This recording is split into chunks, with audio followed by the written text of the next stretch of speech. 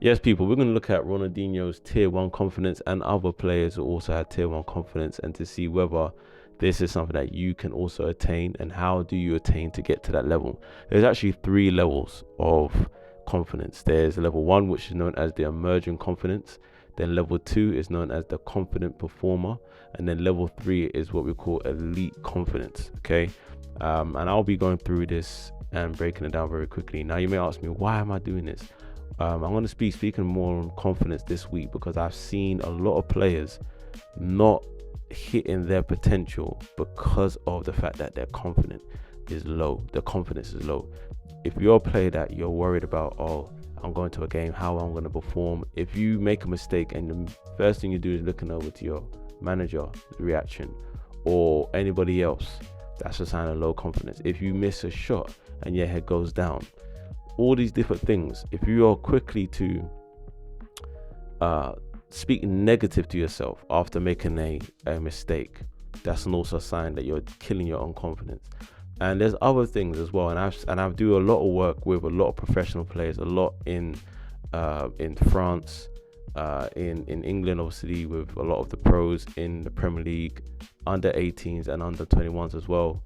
And time will come that I reveal quite a lot of them, but right now, as I'm under NDAs, it's best to just keep it that way. But also doing a lot of work with non-league players as well in the confidence areas, because I've seen how much players are not hitting their potential based on confidence. Like, I'm looking at most of you here and I see some of your videos online, I'm thinking, and I watch the videos, games, okay, where players send me games with them, and I'm like, yo, like, send me 2 clips, and I watch their games and I'm like, listen, yeah, there's a why did you do this? Or, and when I go deeper, oh yeah, because I feel like this, I feel, and some players honestly would tell me I feel really low in confidence. So this is something that I feel that is needed right now.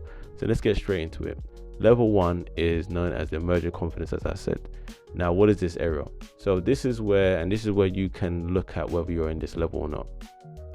This is where you're often at the stage where you're developing your skills, okay? And in the process of developing your skills and applying it in games, you may struggle with a lot of self-doubt. All right, self-doubt will come into it before games. If you're a week before kickoff and you're thinking about your performance or training, and this is another sign as well. And also that you might have some moments of good play, but you lack consistency. Okay, consistency. The root of consistency being not consistent is down to confidence. I can tell you now. All right, and performance anxiety can also hold you back, especially in competitive settings. That's why I did a video. I've seen players who do really well on 5-a-side, they go to 11-a-side where it's competitive. It's not amongst their mates, whatever, they shrink and they become something completely different. So what's the tips to get out of this emerging confidence level where you're lacking consistency, you're holding performance anxiety, etc.? Number one is you need to set achievable goals. All right, so this could be for wingers, particularly wingers. I used to set goals to myself and say, you know what, I want to go and put in 5 crosses per half, 5 crosses minimum. And that really helped me because I needed to make sure that I wanted to, obviously, for you to put 5 crosses in, and I'm not talking about deep crosses, I'm talking to the byline, whip it in with my right or left foot. That made me wanted to be direct. You understand me? So this could be for a winger, crosses. It could be you as strikers. I want to try and get off 2 shots off on target. You understand me? 2 shots on target. It could be you as a midfielder saying, you're gonna play 2 breaking a line passes or etc. You understand me? There's different things. Fullbacks, I want to overlap 3 times a half, or all that centre backs. I want to make sure I'm communicating, telling everyone to step up on the line. There's different things wherever you're struggling. And then number 2 to improve is positive reinforcement. Now listen, don't look for your coaches or your teammates to build your self-esteem. You need to learn how to build your own self-esteem and celebrate small victories. You understand me? And I say that because coaches will love you one day and the next day they will hate you. Teammates will love you one day and the next day they will hate you. So this is where you need to know how to build up your own self-esteem as a player. Don't be one of these players that dependent on people You understand me? You can't be like that. No way, Jose. And another thing that also is the reason why a lot of you are still at level 1 is the fact that you don't practice regularly. I remember Kobe Bryant, RIP, said practice builds the confidence. You understand? The confidence comes from the preparation. So I'm seeing players who are scared to do things in games, and I ask them, why are you afraid? What do you do in a week? Well, this. Well, you're practicing stuff that you're not going to do on the level aside. So that's what I'm trying to say to you. You guys got to make sure that you're getting on to your coaches. When I mean coaches, your one-to-one coaches, if you got some, and making sure that you're actually doing game-specific stuff. You understand me? Because you need to be making sure that you're building muscle memory and familiarizing yourself with the game situations, and so therefore the anxiety just becomes zero. Let's go to level 2. Level 2 is a confident performer. So this is a player that demonstrates consistent performances. Okay, so you start to trust your ability. That's number 1. And you start to become more comfortable to pressure situations and take on challenges. And again, playing well, playing consistently, playing at whatever level is a good start. You understand me? Even if you have to play at step 8, step 9, just to build your confidence up, and then move up next year to a step 5. Let's say you're a step 4 player, but your confidence is really bad. It will make sense for you to drop down to a step 8, step 9, where you're guaranteed, or step 7, where you're guaranteed to playing time, and you're just gonna just play. You understand me? And also, this individual, they can contribute positively to their team and make impactful decisions during the game. So this is, again, a lot of you I don't think are here. I think a lot of you are between level 1. Some of you probably touching a few points in level 2. This is a reason why a lot of you, your CVs look like shopping lists. You understand me? You can't stay down at one club and you tell me it's the manager, or you tell me it's this, but a lot of the time it's just you're just not consistent. The manager can't trust you. You understand me? So how do you basically get to the next level if you are in level 2? Next one is you need to embrace a competitive environment. So participate in high level competition to test and improve your capabilities. So that's a case of, you, instead of doing pickup games now, can you join an actual team? You understand me? Sunday league, midweek league, market road, Saturday league, whatever it is. Then the next tip is also mental visualization. Using visualization is so important to imagine successful outcomes in games, which can boost confidence. You know how much professional footballers that use mental visualization? It's crazy. It's crazy. The amount of work that I've done with pros, it's like mental visualization is one of those hacks that can just change certain things, because you're just visualizing success. How much of you always visualizing what could go wrong? Have you ever thought the chance of learning how to visualize what could go right? Think about it.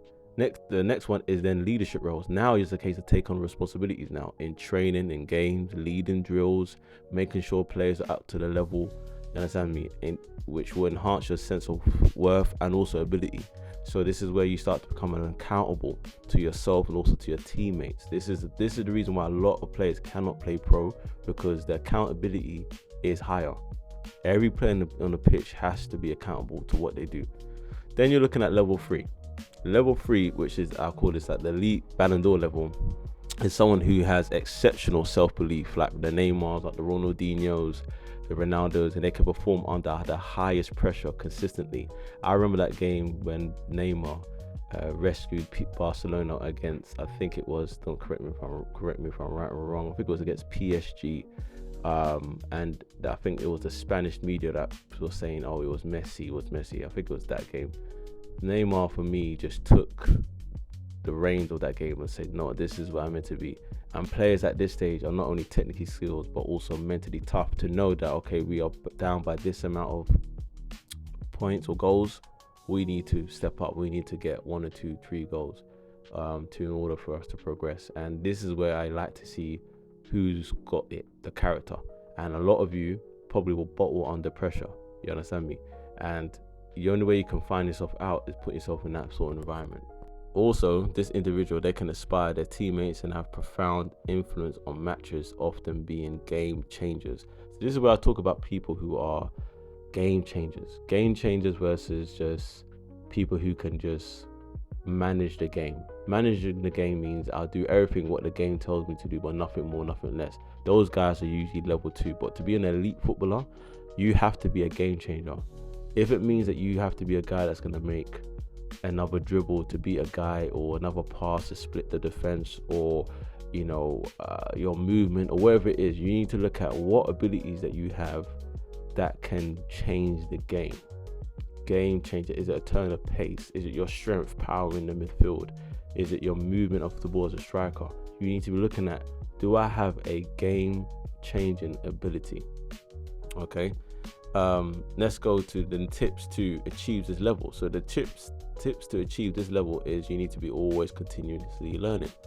You see how much times pros are always seeking seasoned professionals for mentorship. You see Lukaku reaching out, talking with Thierry, and many others talking with other professionals. We saw how I mentioned about how Casado got tactical analysis.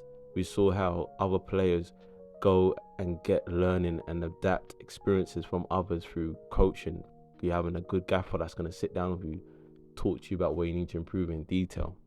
So you have to be open to be learning. You have to be coachable. That's the key word. Number 2 is you need to maintain physical and mental health, prioritizing recovery. Okay, I know it's hard at non-league level, but I've put in things that you can do to help prioritizing your recovery. Nutrition, I've also put nutrition books, what you need to do to help you in performance in games. Mental well-being, I also offer that service to help players with mental well-being to ensure peak performance. I do this a lot. People can vouch for me that the ones who do the service with me, they always improve their performance, hands down. You understand me? Next one is cultivating a winning mindset. This is probably the reason why a lot of players can't get to level 3, is you've got to surround yourself with positive influence and develop a competitive yet humble mindset. You understand me? Success breeds confidence. Let's not get twisted. And so if you surround yourself with individuals, if your For You page is about being competitive and in confidence, this is the sort of stuff you need to be hearing on a daily basis. Because guess what? I look at players in training, they're not competing. They're competing. They're competing. You can't compete in training with your teammates. You have the best players I've seen are the ones that dominate. I always tell my clients, dominate. I'm not in this business to get you to compete. No, competing with people will get you dropped or get you out of the team, because everyone's competing. Domination sets you apart. Simple. Dominion is greater than authority. A lot of players have authority, but it's dominion you need to have. And so I know it's a long video, I don't want to bore you guys, but like I said, if you want to improve in this area, this is something that I do on a regular basis. You can send me an email, or better yet, you can comment mental training in the video, and I can reach out to yourself and we can take it from there.